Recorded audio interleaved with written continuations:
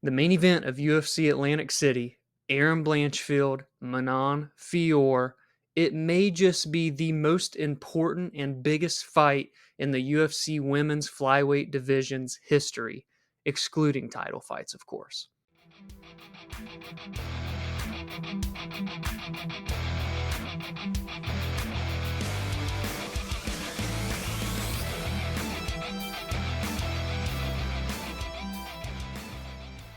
24 years old, 12 wins, 1 loss, 6 victories in a row in the UFC, a perfect 6-0 record with numerous top 15 ranked victories and even finishes to her resume. Erin Blanchfield comes home to New Jersey, and it is by far the biggest spot of her entire professional career. And on the other side of the cage will be the 34-year-old, 11-1 Manon Fiorot, who is also 6-0 in the UFC, who has also beaten top 15 ranked opponents.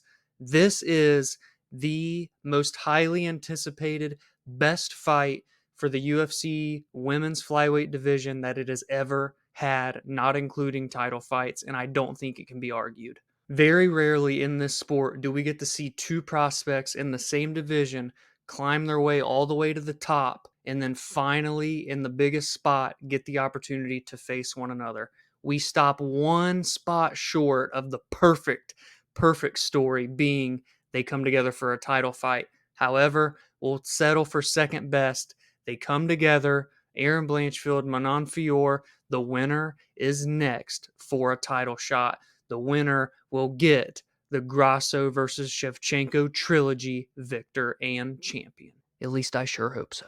But in all seriousness, neither one of these women, whoever comes out on top Saturday night, should fight again until they are standing across from the women's flyweight champion. Whether that's Alexa Grasso or Valentina Shevchenko, we have to wait and let them finish their story. They are going to be coaches on The Ultimate Fighter Season 32 that will begin to air in June. It looks like because of that schedule, they will plan to have Alexa fight Valentina in September at the Sphere, UFC 306 on Mexican Independence Day. Valentina has expressed her interest or lack thereof to participate in that card, as she already did it once. She doesn't want to give Alexa any sort of home field advantage if she doesn't have to. I understand that point of view, but more than likely, that's going to have to be the case. That's going to be a title fight on this monumental, once-in-a-lifetime card that Dana White is painting it out to be. But that title picture aside, this is what we get. We get the number 2 ranked Erin Blanchfield at 24 years old headlining a UFC Fight Night card. And we get the 34-year-old, yes, still a prospect, still a very hot, up-and-coming, tons of momentum prospect in Manon Fiorot. Now, not many prospects are labeled as such when they are 34, but this is one of those instances where they fit into that mold. Only 12 professional fights, but prior to this, a plethora of high-level striking background for Manon. She is deserving of this opportunity.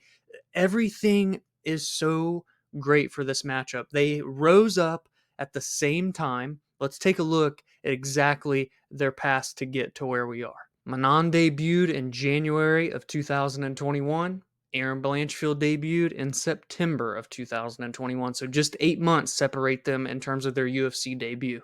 In what was Manon's second UFC fight, she finished a top 15 strawweight Tabitha Ricci. In Erin Blanchfield's second UFC fight, she dominated a top 15 flyweight Miranda Maverick, someone who is another highly touted prospect in this division. Manon would then go on to beat Mayra Bueno Silva, someone who just fought for the title in January.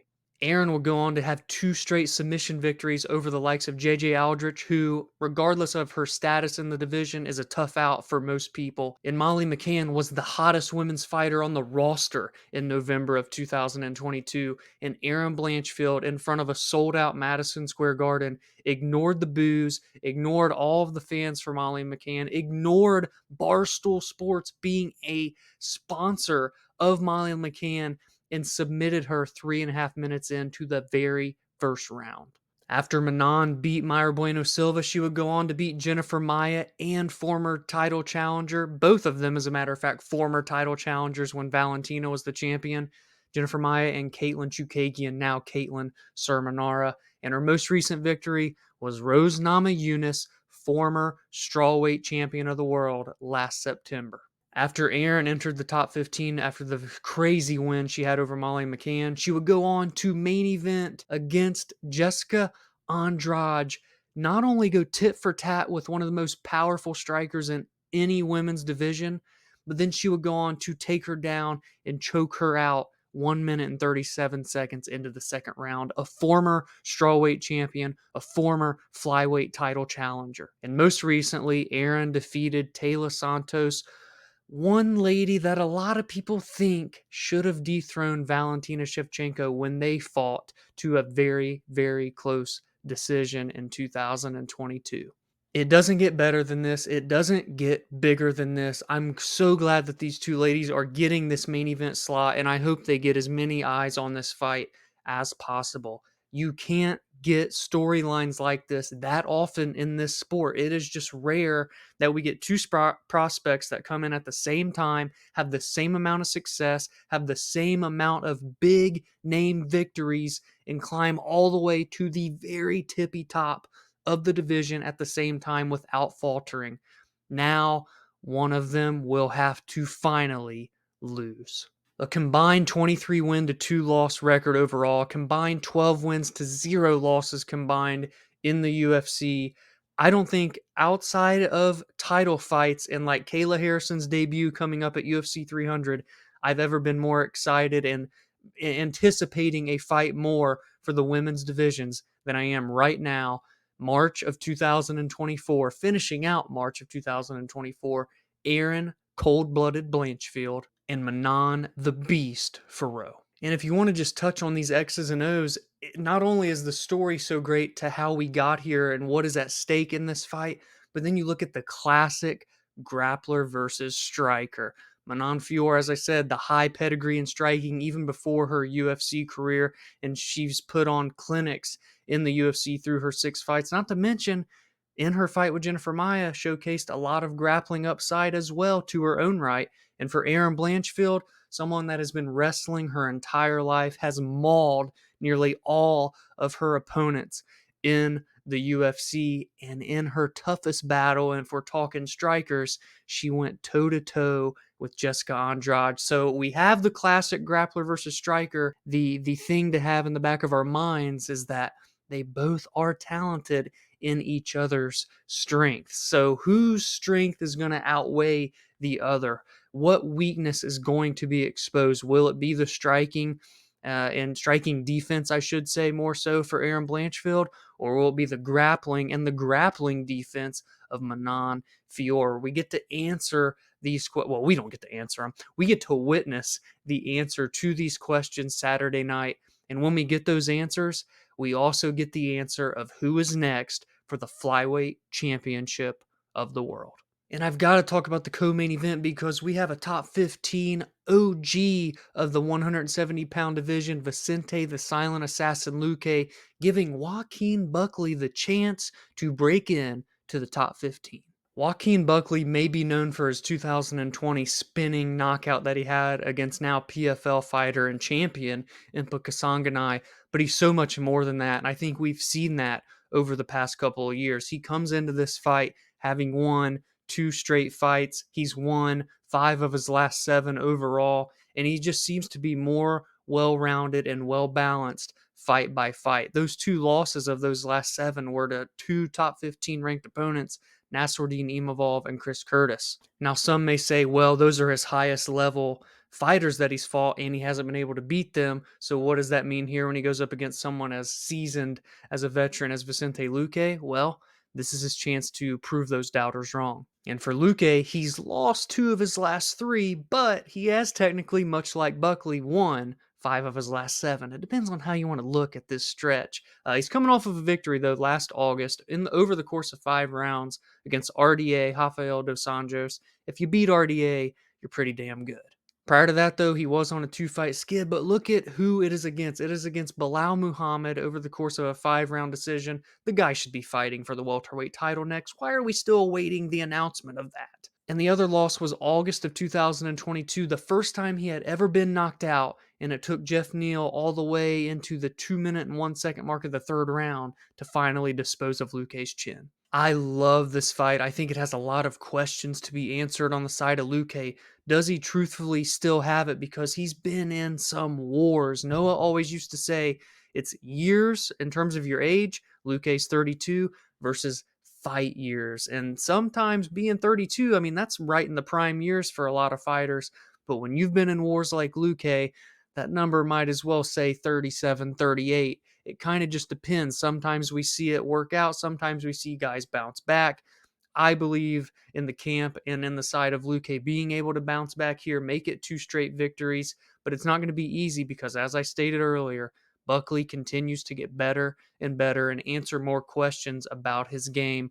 None bigger than being able to surpass Vicente Luque and crack in to the top 15.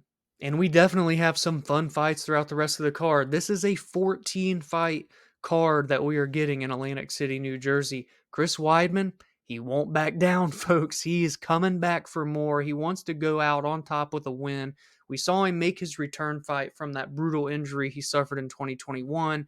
Late last year, when he fought Brad Tavares, he did lose a decision. And he's taking on a very, very dangerous Bruno Silva. But for what it's worth, Bruno Silva has lost 4 of his last 5 fights. The only win? To Brad Tavares, who just beat Chris Weidman last year. MMA math, I realize it doesn't always work, but it's worth having that in the back of your head. Bruno Silva is just a much younger fighter, well, I shouldn't say much less. He does have a lot of fights in his career. As a matter of fact, he has more professional MMA fights than that of Chris Weidman, but he's been in some wars, and Chris Weidman doesn't necessarily pose that same type of a battle that we're used to Bruno Silva going through, with some of these guys such as Brendan Allen, Alex Pereira, by the way. Let us not forget he took him all the way 3 rounds. Jordan Wright, even. The fight didn't last long, but you got to go through some fire if you're knocking out Jordan Wright. Shout out Jordan Wright, by the way. The Beverly Hills Hillbilly just won a 5-round decision on the regional scene the other night. Quick shout out to him. Beverly Hills Ninja. That's what I was looking for. I'm pretty sure Beverly Hills Hillbilly is an old show or movie. Anyway, I'm rambling. Chris Weidman's coming back. He wants to go out on top with a victory. It won't come easy, but it is doable. Bill Algeo's fighting Kyle Nelson. Chidi and Njokuani's fighting Rhys McKee. Nate the Train Landwehr's back. He's taking on Jamall Emmers. There are some bangers on this fight card, and I gave a lot of love to the ladies in the main event. I'm giving some love to the ladies on the prelims. The number 5 ranked Virna Jandiroba at strawweight is taking on Loopy Godinez, maybe my favorite female fighter in the UFC right now. She's sitting at number 10. Loopy Godinez fought 4 times in 2023 and came away with 4 straight victories. Cynthia Calvillo, Emily Ducote, Elise Reed, and the biggest name and biggest victory, at least present day, Tabitha Ricci. And now she's sitting at number 10 at 115. But don't count out Virna because she's won 3 of her last 4, 2 straight, over Marina Rodriguez, over Angela Hill. Loopy's coming in as a minus 200 plus favorite into this fight. I love her and I'm rooting for her, but that's a steep number when you're talking about someone who's fought, just to be quite honest, the better competition so far at the 115-pound division at least, because Loopy, let's be honest, she goes back and forth. I'm so glad that she has decided to stick to 115. We're seeing her true potential because when she's on a fight camp and doesn't just take fights willy-nilly on short notice, she's one of the best strawweights on the planet. So let me know in the comments below your predictions for the main event. Erin Blanchfield, Manon Fiorot, number 2 versus number 3, both undefeated in the UFC, title shot on the line, so many storylines, so many great X's and O's.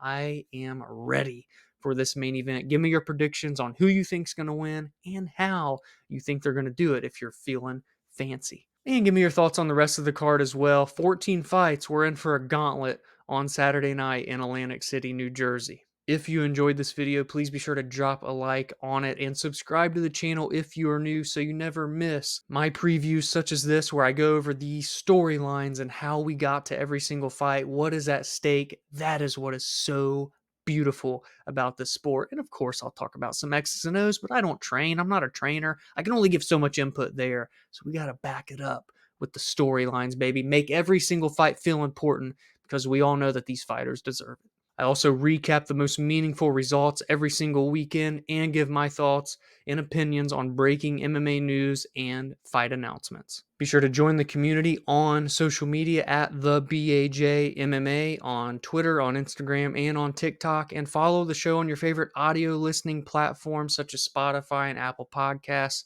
You can leave a rating there as well, as it helps the show grow. Have a great weekend, enjoy the fights, and I'll see you in the recap.